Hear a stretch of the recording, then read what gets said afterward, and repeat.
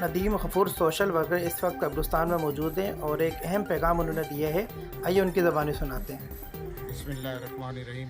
19 اگست 2025 کو شدید بارش ہوئی، کراچی شہر تو تباہ ہو گیا، لیکن آج میں اپنے عزیزوں کی قبروں پہ آیا ہوں۔ یہاں جب میں نے دیکھا، قبروں میں دیکھا، پکی قبریں گر گئیں، اور کچی قبر کو تو اللہ ہی حافظ ہے، یہ سب قبریں بالکل ہی قبرستان بھی تقریباً ساری قبریں تقریباً گر چکی ہیں۔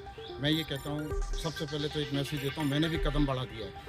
جو قبریں کھل گئی ہیں، گر گئی ہیں، جو بھی لوگ اپنے عزیزوں پہ آ رہے ہیں کہ آپ لوگ یہ ثواب کا کام ہے، اچھا کام ہے، ان کی قبروں پہ مٹی جو ڈلوا دیں، جن کی قبریں کھل گئی ہیں ان پہ مٹی ڈلوا دیں۔ اور دوسرا میرا یہ سوال ہے گورنمنٹ آف سندھ سے۔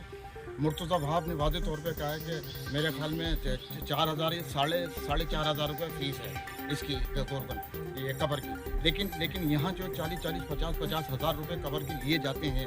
طارق روڈ کا جو قبرستان ہے وہاں پہ 2.5-3 لاکھ روپے چل رہے ہیں۔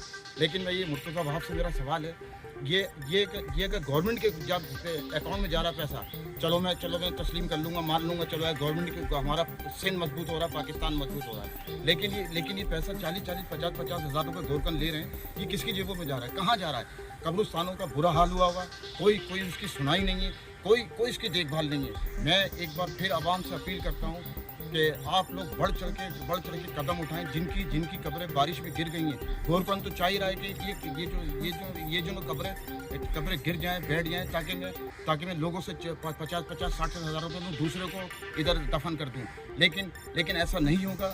کراچی جاگ چکا ہے، گورکن بھی سدھر جائیں۔ اگر گورکن سدھرے نہیں، جب ہم گورنمنٹ کے خلاف بول سکتے ہیں، تو گورکن تم بھی کوئی چیز نہیں ہو، تم بھی اللہ سے ڈرو، اللہ کا اپنے خوف خدا رکھو۔ انسانیت ہمیشہ زندہ رہے گی، انسانیت ہمیشہ زندہ ہے۔ عوام زندہ باد۔ عوام کے لیے جو کام کر رہے ہیں، جو نکل کے آئے روڈوں پہ، بارش میں نکل کے آئے، ان کو میرا سلام۔